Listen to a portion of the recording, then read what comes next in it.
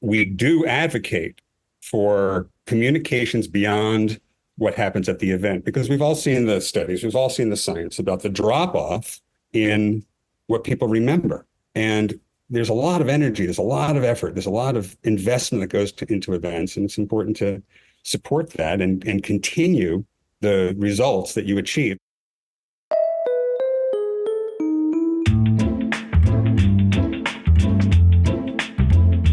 Welcome to No More Bad Events, a fun and insightful podcast for professional event organizers and for anyone at any level interested in producing nothing but the best events. Each week, we'll talk with legendary event professionals to get an inside look into what they think makes a great event. And in the process, we'll draw out insider secrets, non-traditional approaches, and compelling stories from the most captivating personalities in the business. No More Bad Events is produced and presented by eSpeakers, the most trusted online platform for the best keynote speakers in the world. And I'm your host, Scott Bloom, comedian, event MC, and now your podcast host. Let's get started. Hey, everybody at home, it's me, Dr. Phil here. My good buddy and former patient, Scott Bloom, is gigging it this week in the Philippines. So he asked me if I could step in and tee up today's show. And after turning him down, I don't know, a half dozen times, I finally said yes, because Scott can be very persuasive. It's true. So I'm here. I'm ready. Let's get cracking. You know, there are so many points of view in the events industry, and just when you think, hey, I got this all wrangled, another voice pops up with yet another unique perspective, and wow, things just get more interesting in the events world on a daily basis. Probably because it's chock full of imagination, creativity, and go-getters. And I got to tell you, I like the go-getters. This time around, Scott is talking to Russell Reich, the go-getting Chief Creative Officer at ADM Creative Group, and he comes to the show with a lot to share. First off, he shares that ADM, a self-powered events and communications agency, isn't just creating events. They're crafting these epic conversation starters that keep the chit-chat going long after the event. In fact, there's a name for it. ADM is creating conversation machines for client engagements, and those machines have one output, and that is to promote, generate, and support a particular kind of conversation over an extended period of time, otherwise known as sustainable events. And coming full circle, Russell reminds us that in general, we're bringing audiences together for a single purpose, but the drop off in what they're remembering can be precipitous. So plan well and give them relevance and meaning. Folks, there is so much more, including great stories to illustrate Russell's points. It's a very cool episode, and Russell is such a cool guy. You know, I wish he could be on my show. Maybe I'll ask him. But without any further ado, let's just get right to it. Scott, I'm turning the mic back to you. First, just give me an idea of what ADM Creative Group is all about, and then we'll talk about a little bit more specifics. Sure. But first, Scott, thanks for having me.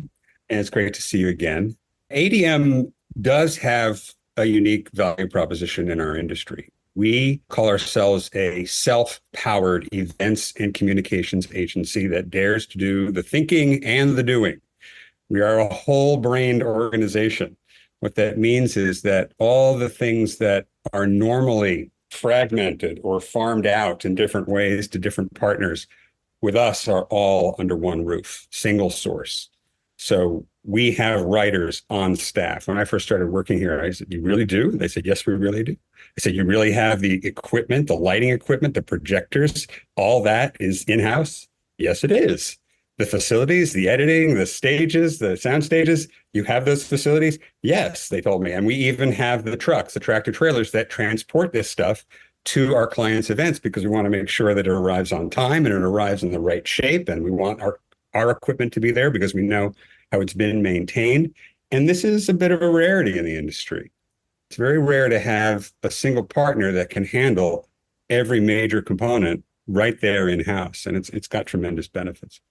So when I was working with you years ago, I knew of ADM Production. You're now ADM Creative Group. Is that to encompass all these different skills that you folks have? It's all the skills that we have on staff. It's also an expanded range in what clients are coming to us for. So our subline is events plus communications. So we're doing a lot more, not just in the ballroom, but beyond the ballroom. The company that is there in the trenches with our clients, developing those messages, creating that media, getting to know the leadership, the audiences, the industry. It makes sense to have that same team by your side outside the ballroom as it does inside the ballroom. So we're seeing more and more of that. Yeah. And so this is kind of a weird business. You know, if you were at like a cocktail party and someone asked you what it is you do, or you're at Thanksgiving dinner and your mother-in-law says, "What exactly do you do?" How do you describe what you do to someone who doesn't know anything about it? Yeah, it is a weird business. And I'd probably have a different answer, Scott, depending on who I was talking to. So for my mother-in-law, I probably invoke the word events and then immediately regret it. Because the questions would come out like, "Events for who, where?" It would introduce a lot of questions, and appropriately so. That's appropriate for if she were to ask questions like that. Also for the reasons I just gave, that we're being asked to go beyond the ballroom, to bring event thinking beyond the ballroom. I'll give you an example. Johnson & Johnson, 150,000 employees around the world, when they came back from the pandemic and they were asked to come back to the office, you crossed that threshold for the first time in 13 months. That's a kind of event. It's just not happening in a hotel conference room or hotel ballroom. And you have to manage those range of emotions of people who are excited to be back, people who are reluctant to be back, and celebrate that milestone and also explain what's happening. So we're being asked more and more to do things like that. So events is not an answer I like to usually give. If I were talking at let's say a cocktail party, and it was a business cocktail party, I'd probably answer that I help companies communicate. How do you do that? Well, through media, through online, but more often than not, it's a person standing in a room, could be a small room, could be a very large room, talking to other people. But I think there's a third audience. It's a third answer I'd give. And that is to a particular kind of client, because you said our business is weird. One of the ways it's weird is the range of what our clients do, every potential industry. And some of those industries are about as far from what we do as you can possibly imagine. They make widgets, they're data processing, they're manufacturing. And I give a different answer to them. What I would tell them is, and what I have told them, is that this whole events thing, it's just an illusion. We don't really create events. What we create is a type of machine. Why a machine? Because a machine doesn't have any extra parts. It doesn't have any missing parts. It exists to fulfill a particular function. The engine in your car, its function is to create torque to propel your vehicle to get you where you're going. The machine that we create has one output, and that is to prompt, generate, support a particular kind of conversation. We build conversation machines.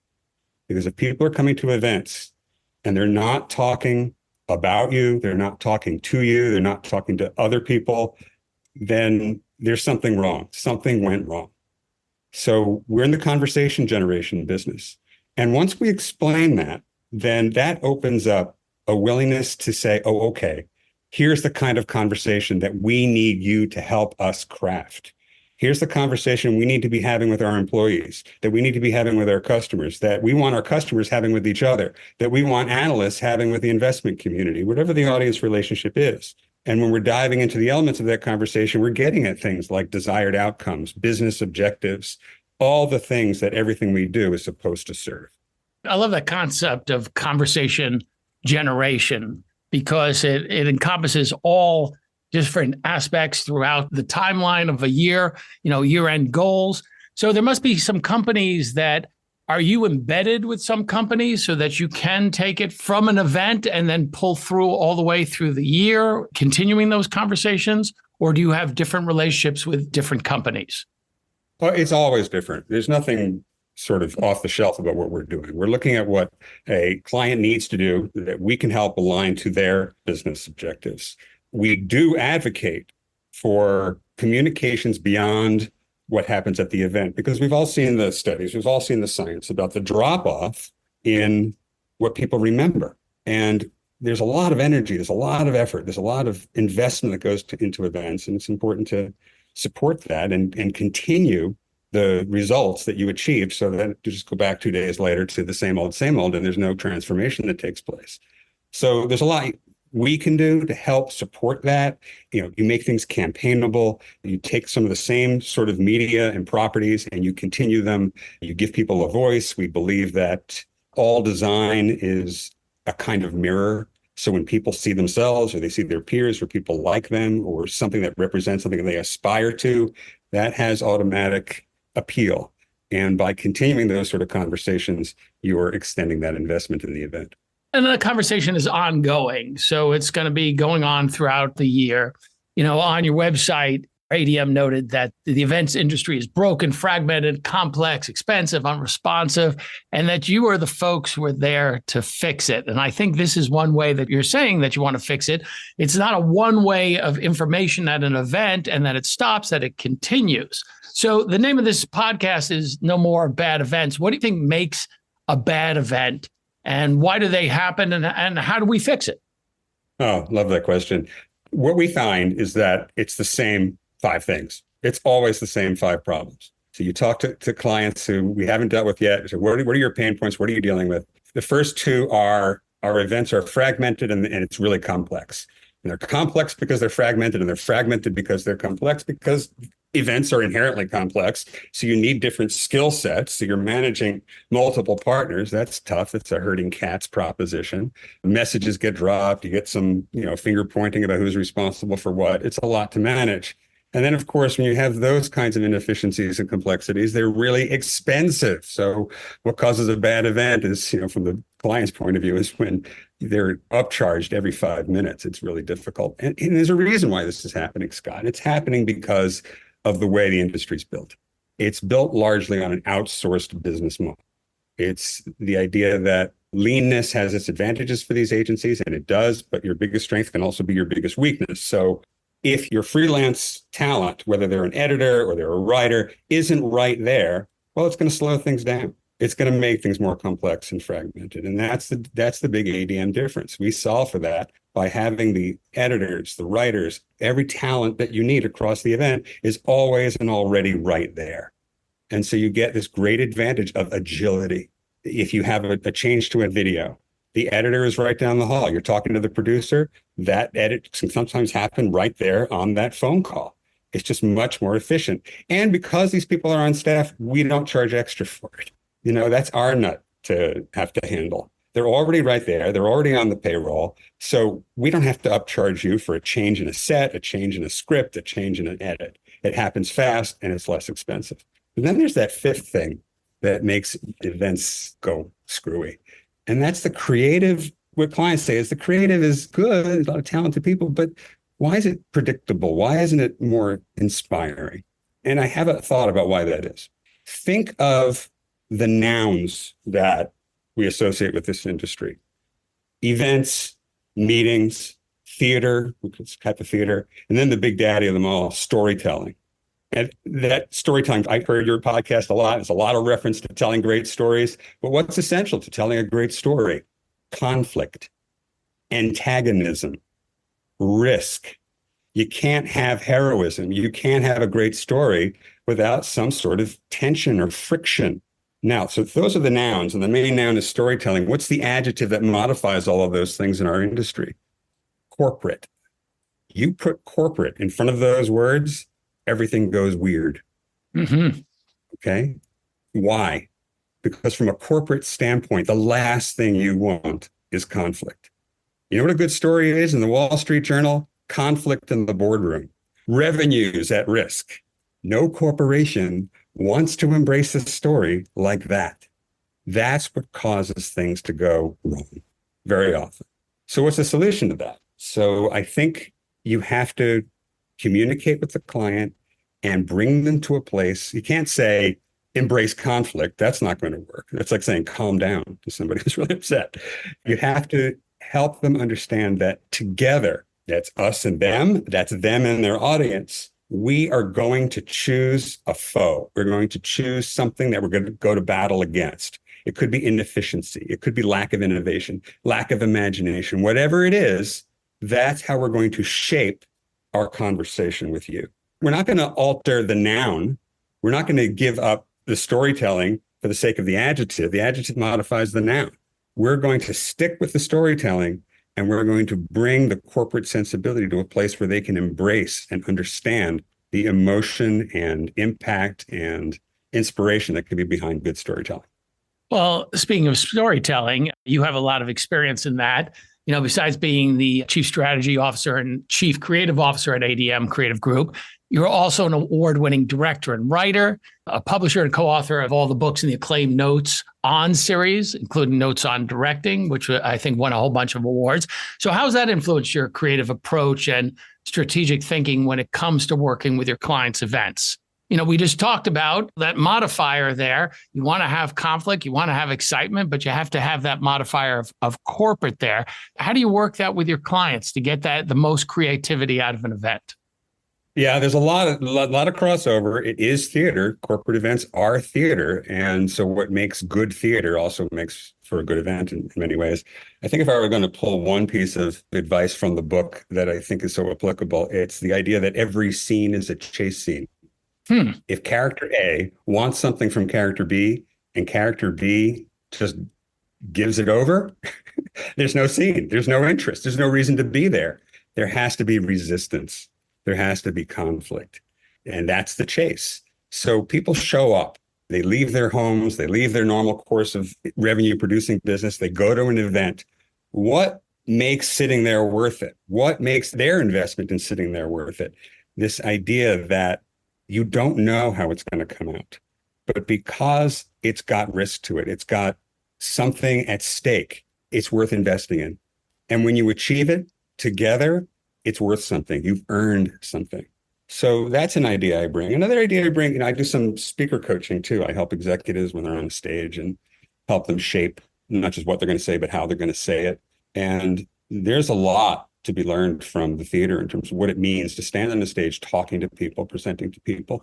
One of the things I'd like to point out is that there's a lot of focus on the words and what your slides look like. But the truth is, and this is a hard pill to swallow, the audience isn't going to remember any of that. They're not going to remember what you said. They might remember a phrase that's a particularly good one. They might remember a particular graphic, but in general, the detail and attention that's going into what you're doing is not really what it's about. What they're going to remember is how you made them feel. So to be standing on the stage is, by definition, an act of leadership. And it's about emotional leadership. It's about giving people permission to feel a particular way about your company, about your products, about where you're going, about what it means to work for you. And if you don't demonstrate that on that stage, they're not likely to feel it. So know that, yes, these words are important. Yes, the slides are important. But what it's really about is leading emotionally. As a speaker coach, how do you get them to commit to that? This is a different way of delivering now. Maybe for years you've been just presenting.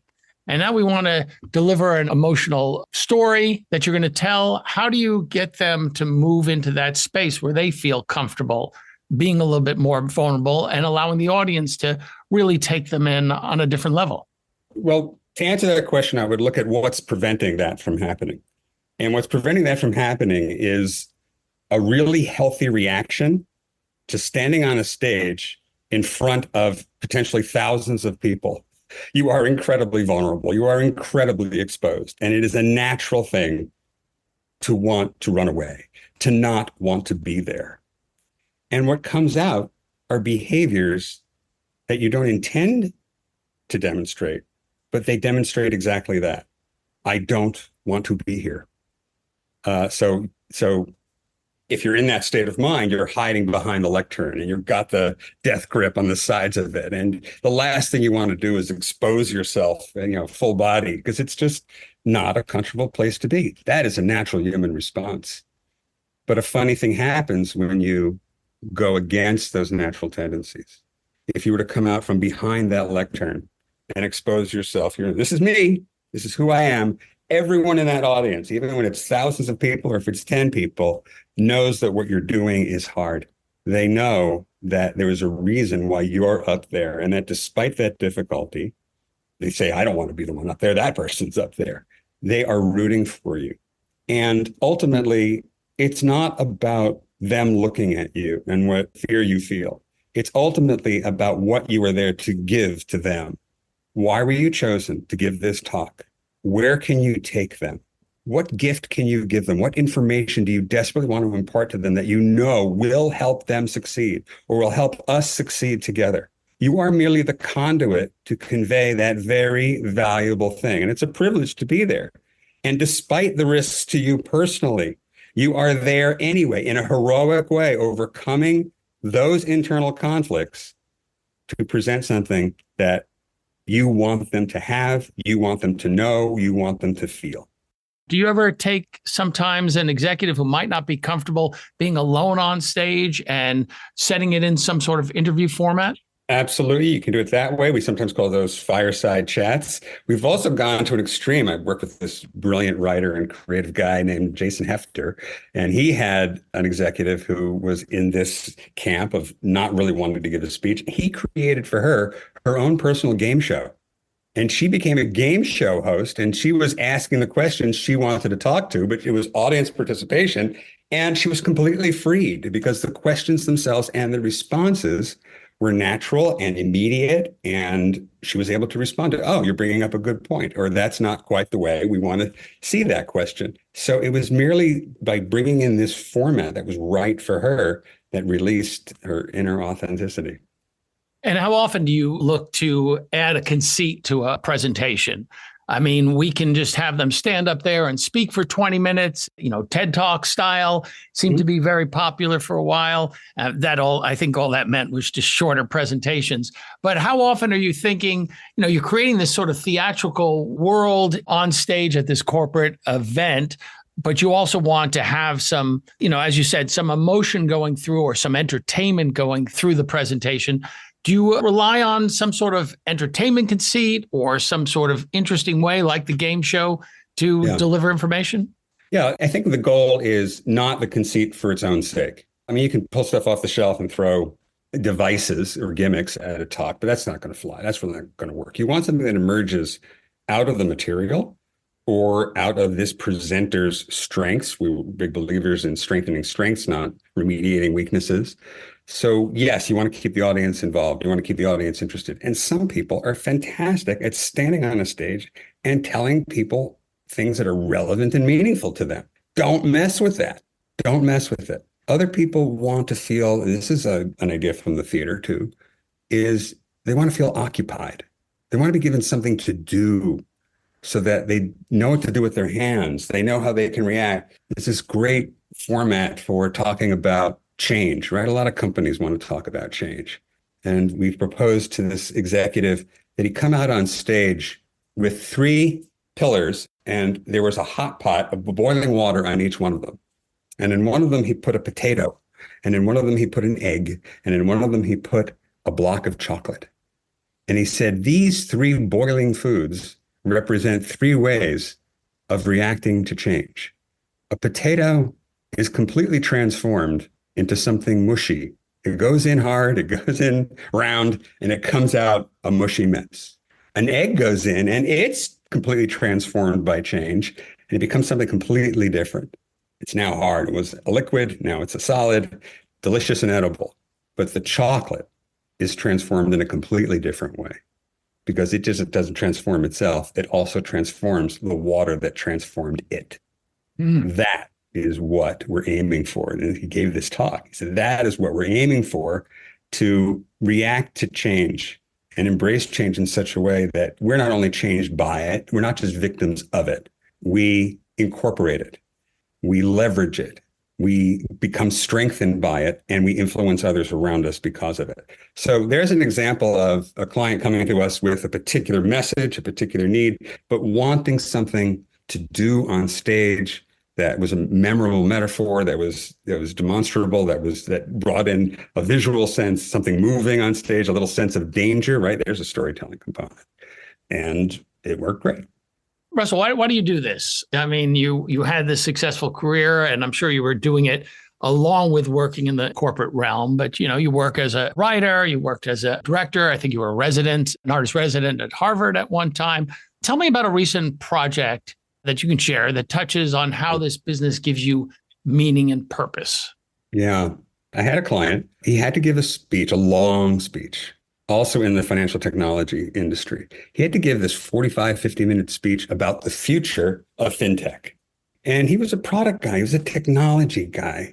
He didn't normally get up in front of people, large numbers of people. It was 3,000 people in this case. And English wasn't even his first language. So I was there with him shaping what this was going to be. There were ways to occupy him, keep the audience interested, at the same time delivering fascinating content about where the world of technology was going. So it was a great honor to help him, but it really came home to me when he walked off the stage and the first person he walks up to is me and says, "How did I do?" So at this important moment in his career, this important moment in his life, I was the one there helping him. So I'm not a doctor. I can't heal people. I'm not a lawyer. I can't win a case for them, but I could help people like that at an important moment in their life. And it doesn't get any better than that. That must feel great.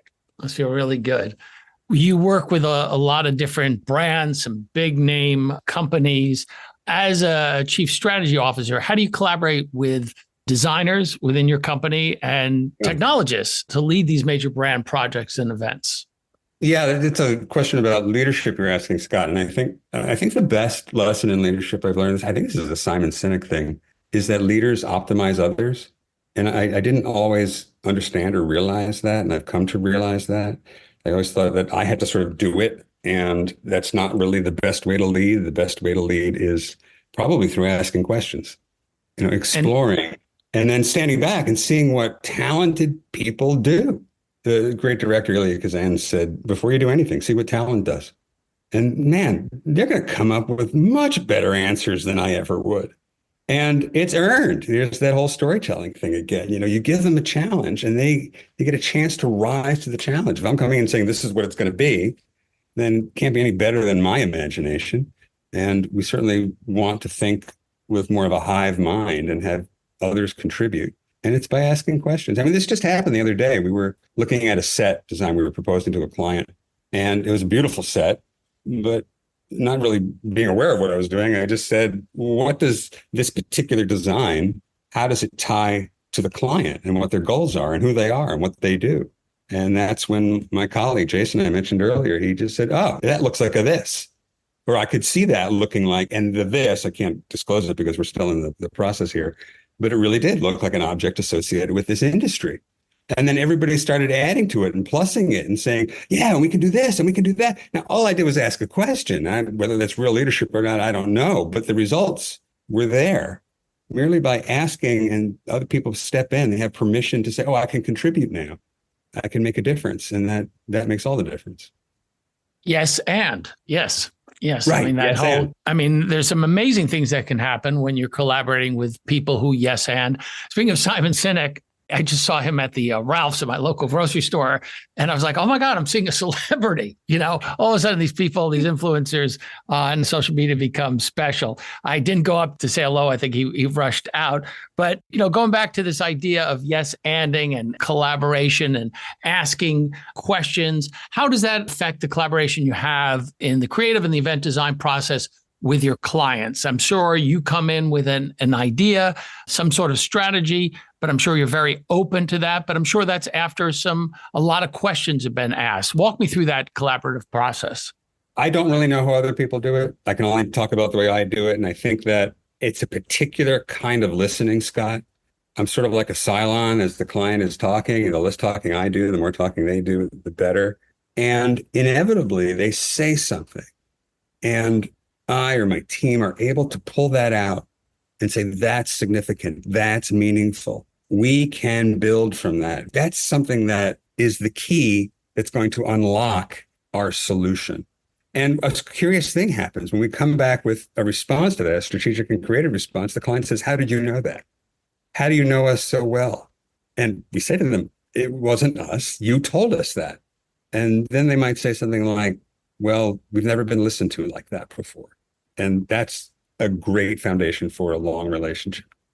When you're doing this input session with the clients, they're having a new year, a new annual meeting. Is there some thought or some tentpole that you build everything around based on what they said? Or is it an amalgam of everything they said and then you build from that? What's the best way to work for you?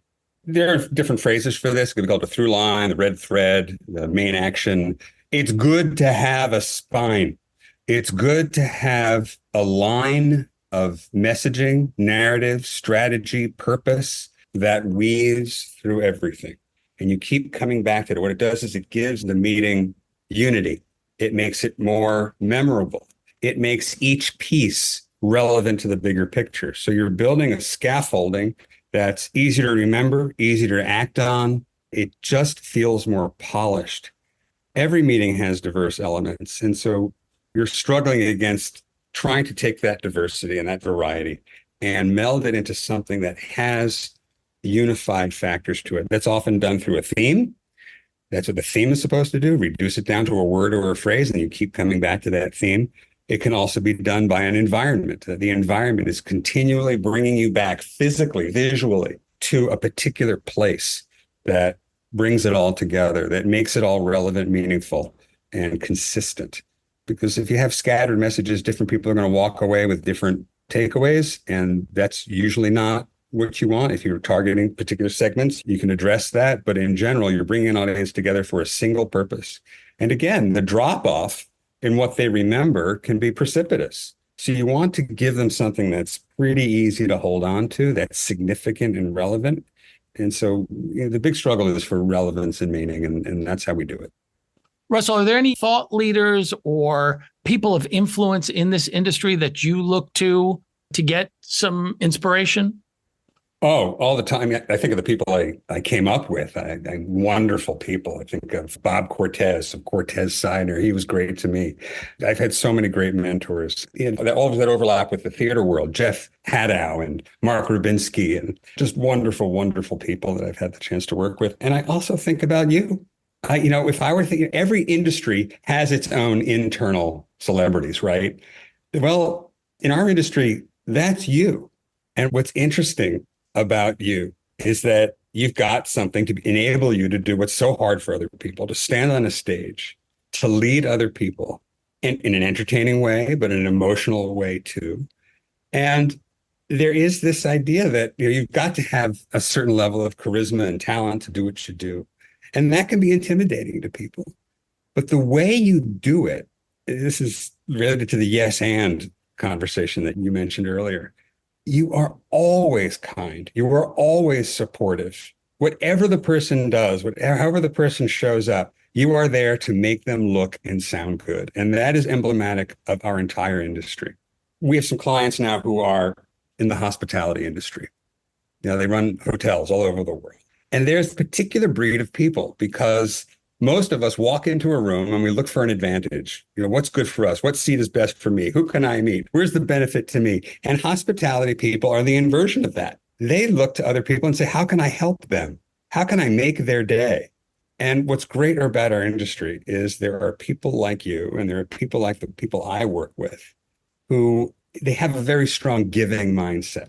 They want to give you a great event for the client and for the audience. They want the audience to walk out feeling great, thinking they got real value. It's a particular breed of person. And it's wonderful to be around these talented, creative people for whom ideas are currency.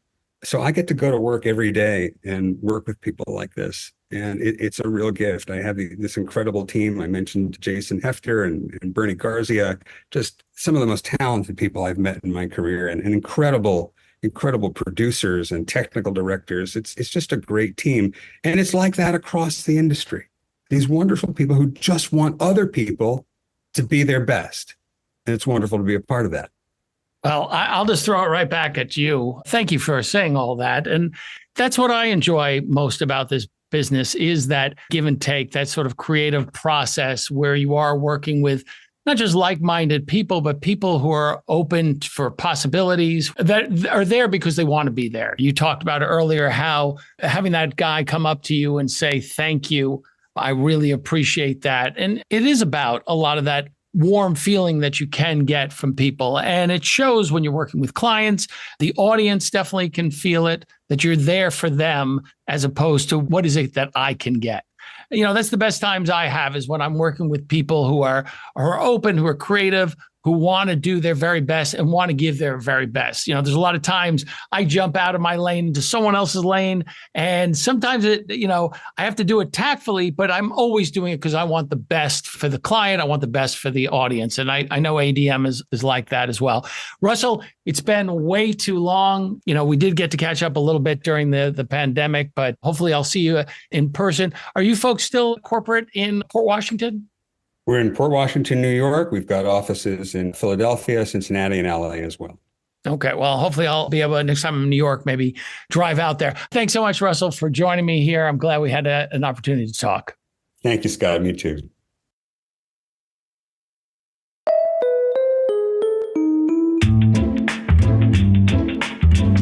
That's it for now. Thanks once again to eSpeakers, the #1 way to find your next perfect speaker. With the deepest catalog of professionals available, you can be assured that the speaker you book will be the absolute best speaker based on your goals, bar none. I've been your host, Scott Bloom, corporate event MC and comedic keynote speaker. And of course, your connoisseur of connections.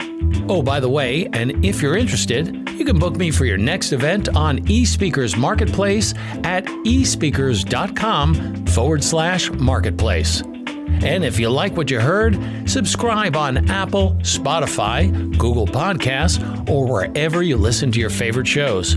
If you loved what you heard, drop us a review and don't forget to share with your friends. Thanks so much for listening. Now go out and make your event a great one.